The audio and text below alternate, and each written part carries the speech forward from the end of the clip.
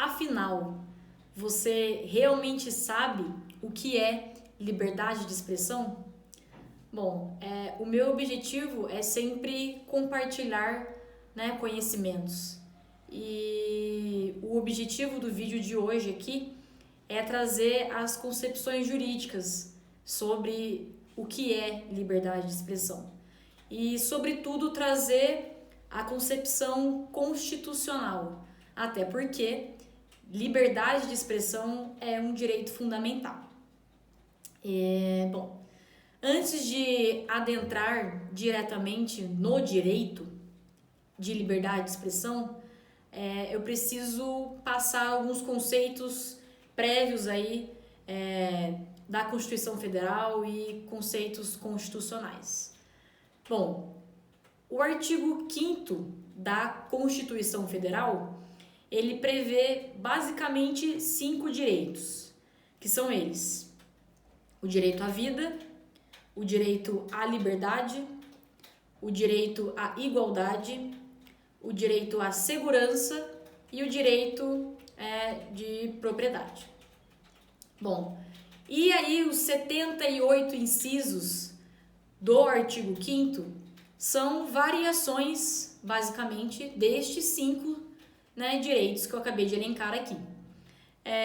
E o direito à liberdade de manifestação do pensamento, ele é uma variação do direito de liberdade, que está presente aí no artigo 5º, inciso 4º da Constituição Federal.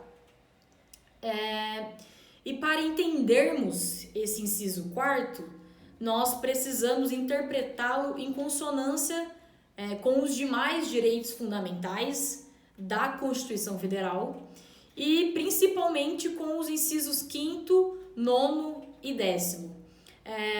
Você que está assistindo o vídeo aqui, eu recomendo, que você abra aí na nossa Constituição Federal para você conseguir acompanhar esses incisos que eu irei mencionar. Pode ler, para entender melhor até. Enfim, algumas considerações então sobre direitos fundamentais. O título 2º aí da CF, ele prevê os direitos e garantias fundamentais.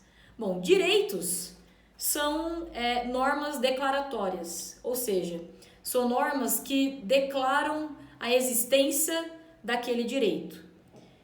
Já as garantias são normas assecuratórias, ou seja, são normas que asseguram o exercício do direito. Assegura aí para que não ocorra, por exemplo, algum abuso, certo?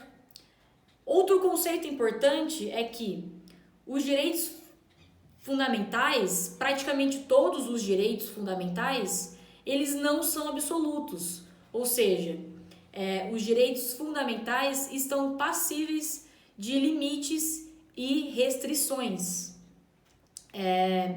Um exemplo o seu direito à vida, ele não é absoluto, visto que há na Constituição Federal a previsão de pena de morte em caso de guerra declarada.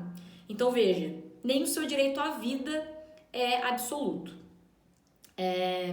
Ainda precisamos mencionar que os direitos, entre os direitos fundamentais da Constituição, não há hierarquia.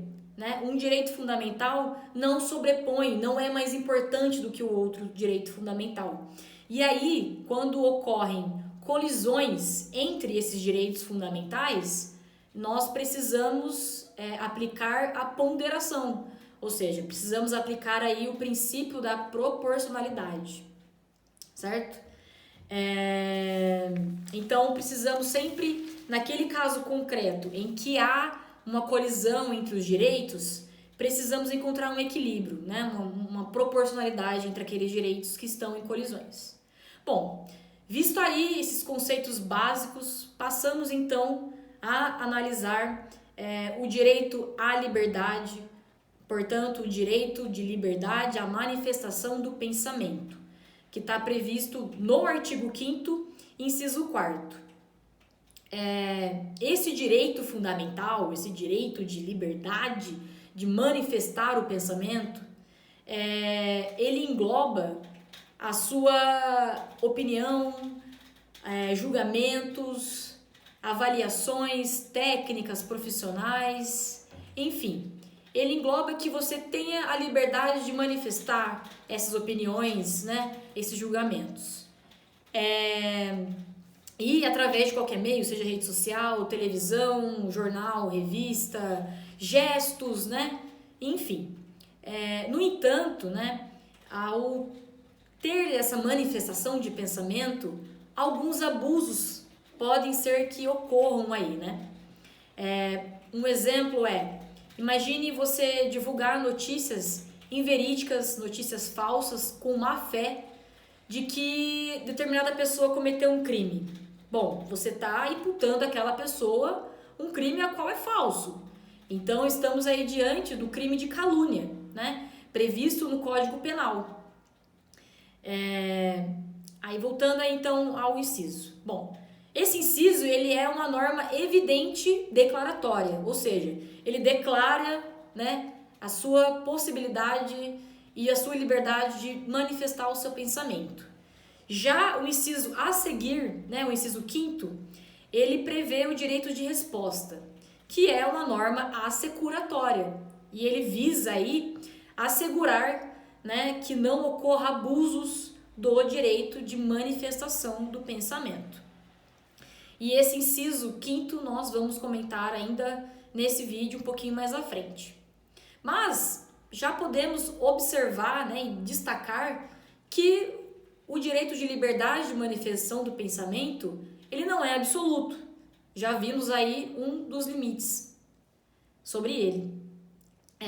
E por óbvio, né, o direito de liberdade de expressão, ele não abrange manifestações violentas, manifestações ilícitas, manifestações criminosas. Então, ao você manifestar uma opinião, um gesto, um comentário que seja ilícito, como por exemplo, homofobia, racismo, apologia ao crime, neste caso, você está expressando aí uma opinião, uma manifestação ilícita. Então, pode sim gerar indenização, gerar uma responsabilização. Repito, o direito de manifestação de pensamento não é absoluto. Então, ele tem esses limites aí. E como um dos limites desse direito fundamental, nós temos então o inciso 5º que eu acabei de mencionar, que é o direito de resposta. Esse inciso, ele impõe um limite a essa liberdade de manifestação do pensamento, visto que ao ocorrer um abuso, ao ocorrer uma ofensa na sua manifestação à honra de outra pessoa, por exemplo, essa pessoa que foi ofendida, ela tem o direito de resposta. Imagine que um jornalista em um jornal da televisão, em horário nobre, ele profira julgamentos que atinja uma pessoa pública. E aí essa pessoa pública que se sentiu ofendida, ela tem o direito de resposta. Ou seja, o direito de, no mesmo veículo de comunicação ao qual foi ofendida, ela profira a sua resposta, certo? Esse direito de resposta, ele é regulamentado por uma lei própria, a Lei 13.188 de 2015. Não irei entrar em detalhes aqui sobre isso, eu só estou mencionando para que a gente saiba um dos limites do direito de manifestação do pensamento. Mas, além do direito de resposta, esse inciso traz, né, ele prevê a possibilidade de indenização por dano moral, material ou à imagem. Temos, então, que os danos morais referem-se aos danos psicológicos, aos danos, ao sofrimento que aquela pessoa sofreu, né, em razão da manifestação do pensamento. Os danos materiais são prejuízos suportados pela pessoa, pelaquela pessoa que foi ofendida. E os danos à imagem acobertam, né, os danos produzidos à pessoa em suas relações sociais. Portanto, a manifestação abusiva do pensamento enseja não só também o direito à resposta, como enseja a responsabilização e inclusive de natureza penal, como por exemplo, podemos citar aí os crimes à honra, né? Injúria, calúnia e difamação, bem como o racismo, a homofobia e etc. Bom, ainda sobre a liberdade de expressão, nós precisamos entender o inciso 9º do artigo 5º. Este inciso, ele prevê a liberdade de expressão da atividade intelectual, artística, científica e de comunicação, e traz a vedação à censura. Bom, muito se confunde censura com a ideia de responsabilização por manifestação do pensamento ilícito. Confunde-se que, ao expressar opiniões que configuram-se como crimes, como homofobia, racismo, por exemplo, a responsabilização decorrente dessa manifestação é censura. E essa ideia, ela é muito errada, é uma ideia sem fundamento, visto que, repito novamente, os direitos fundamentais não são absolutos, eles podem sofrer limites, podem sofrer restrições. A censura, ela é vedada no Brasil. Ninguém pode ter ou sofrer censura, né? Você deve e pode se expressar, opinar o cenário político do Brasil. Você tem o direito de que essa sua opinião, por exemplo, de opinar o cenário político do Brasil, não venha a ser censurado. Como ocorreu, né, em um tempo aí que o Brasil sofreu uma época ditatorial, onde expressões artísticas, de música, enfim, eram censuradas. Mas é muito diferente a censura a essas expressões artísticas, musicais, ou até de opinar o cenário político, enfim. É muito diferente essa manifestação de opinião ser censurada do que você querer relacionar a censura ao manifestar uma opinião que é ilícita, uma manifestação que é crime. Então, de um lado, nós temos o direito à liberdade de manifestação do pensamento, mas em outro, né, por outro lado, nós temos o direito fundamental de que o seu direito à intimidade, à honra, à vida privada e à imagem não seja violado.